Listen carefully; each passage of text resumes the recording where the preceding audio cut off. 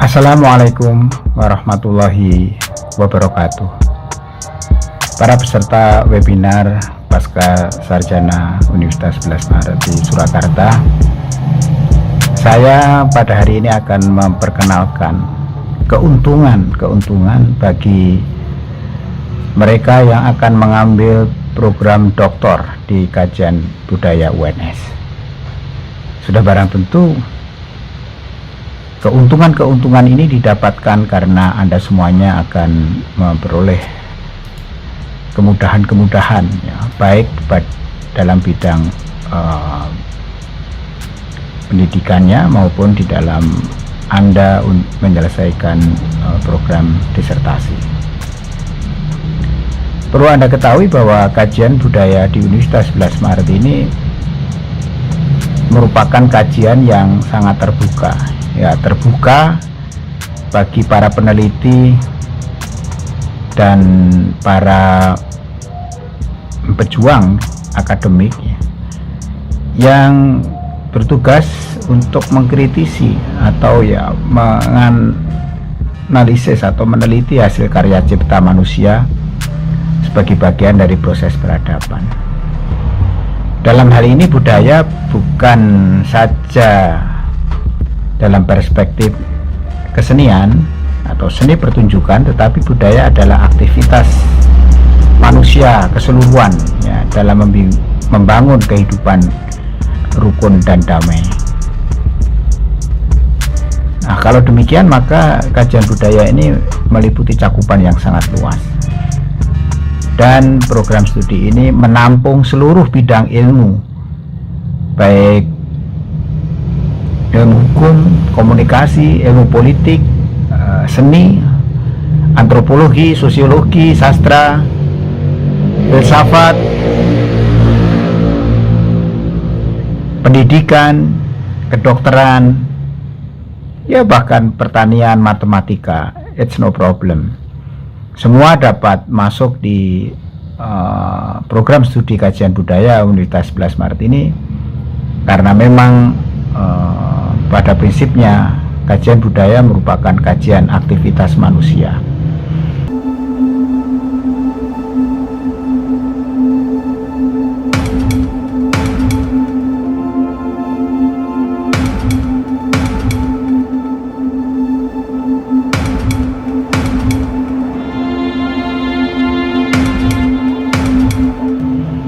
Lalu apa saja yang dipelajari di dalam program studi kajian budaya ini? Tadi sudah kami tekankan bahwa kajian budaya mempelajari aktivitas manusia dalam kaitannya dengan kekuasaan. Jadi yang dimaksud kekuasaan itu bukan hanya kekuasaan kenegaraan atau pemerintahan, tetapi juga kekuasaan sosial, kekuasaan ekonomi, kekuasaan ya simbolik, kekuasaan politik juga, termasuk kekuasaan globalisasi, juga kekuasaan budaya, baik teknologi, informasi, antara rezim pemerintah dengan rakyat. Kalau Anda studi tentang kajian budaya di dalam negeri, karena kajian budaya merupakan seluruh aktivitas manusia, jadi hubungan antara rezim pemerintah dan rakyat, antara rezim globalisasi atau rezim global dengan warga dunia, atau juga penguasa informasi dengan warganet atau netizen. Nah, karena problematika kekuasaan ini tidak hanya dalam perspektif politis ideologis ya, tetapi juga penguasaan lain yang berkaitan dengan misalnya lingkungan, kesehatan, hukum, juga termasuk produk-produk lain yang dihasilkan bagi masyarakat ini kajian budaya menyoroti atau concern terhadap persoalan-persoalan yang terjadi di dalam proses peradaban sekarang ini.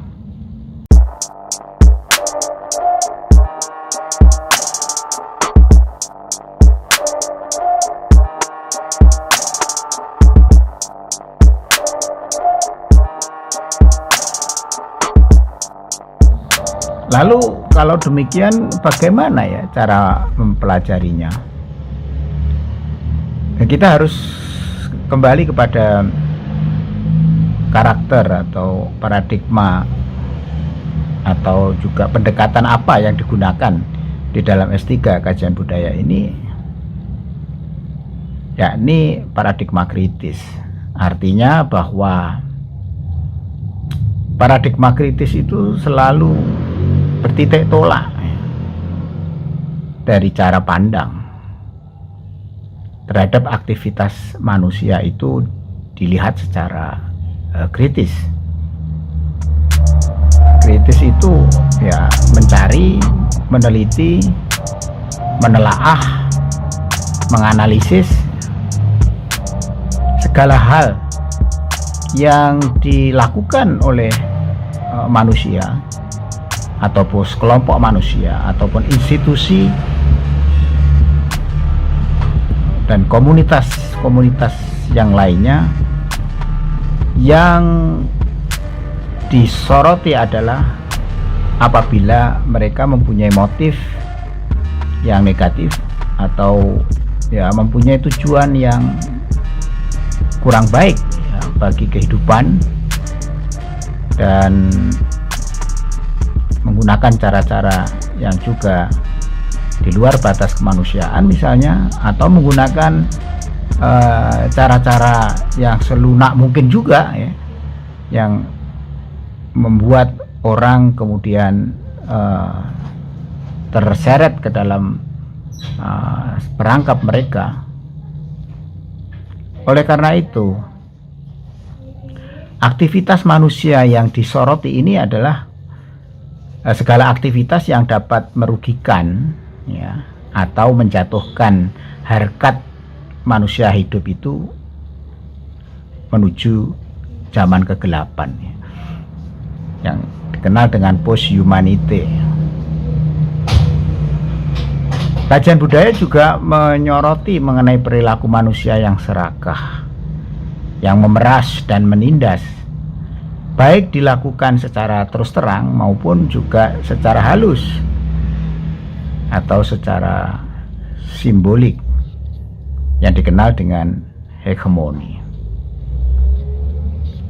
Jadi prinsip itulah yang merupakan fokus kajian budaya, di mana mahasiswa di program studi kajian budaya itu adalah ilmuwan yang berjuang demi kemanusiaan yang adil dan beradab, dan juga berjuang bagi keadilan sosial dan keadilan politik bagi seluruh umat manusia di dunia.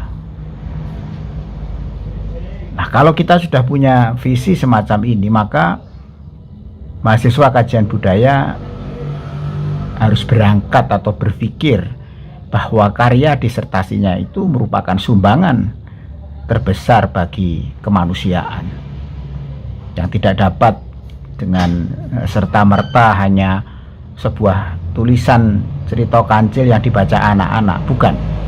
Tetapi disertasi merupakan sebuah hasil karya yang dapat mengkontribusi, yang dapat menginspirasi, dan juga memberikan kejelasan ya, terhadap persoalan-persoalan yang gelap, atau juga memberi kepastian terhadap asumsi-asumsi atau wacana-wacana negatif yang berkembang, seperti persoalan-persoalan ketidakberdayaan, persoalan-persoalan keterasingan, ketermarginalisasian, dan juga persoalan-persoalan yang menyangkut tentang keterasingan manusia di antara manusia yang lain. Nah, untuk itu di kajian budaya kami berikan beberapa tahapan penulisan yang saya kira ini akan luar biasa kalau diikuti, bisa ditempuh dalam waktu ya 3 tahun lah. Tetapi juga tergantung pada kemampuan Anda, terserah bagaimana Anda membagi waktunya. Tetapi apabila Anda betul-betul dapat mengikuti program yang kami sajikan ini, ya 6-7 semester itu sudah sesuatu yang sangat ideal untuk menyelesaikan program studi doktor. Meskipun faktanya juga ada yang 3,5 tahun, ada yang 6 tahun, ada yang 5,5 tahun, ada yang 4 tahun, ya tergantung pada kemampuan masing-masing pihak. Hal itu adalah tergantung pada kondisi dari mahasiswa sendiri untuk dapat menyelesaikan persoalan itu. Tetapi yang jelas bahwa Anda harus selalu kembali kepada apa yang saya katakan di depan, bahwa program studi kajian budaya itu menulis tentang solution, problem solving, sesuatu yang dapat digunakan untuk menyelesaikan atau menjelaskan masalah-masalah yang ada di masyarakat yang sulit ditemukan orang lain. Jadi prinsipnya adalah bahwa sebagai pejuang kemanusiaan yang adil dan beradab dan memperjuangkan semangat berkeadilan bagi seluruh umat manusia, ini merupakan visi dari kajian budaya Sekolah Pasca Sarjana Universitas 11 Maret ini, agar mampu mengkontribusi pemikiran-pemikiran dan gagasan kita dalam merangkai keindonesiaan yang lebih baik di masa depan. Ya, sekian, terima kasih atas perhatiannya, dan apabila ada hal yang kurang berkenan silahkan Anda menulis di bawah, kami akan memberikan jawaban semaksimal mungkin. Sekian, terima kasih. Wassalamualaikum warahmatullahi wabarakatuh.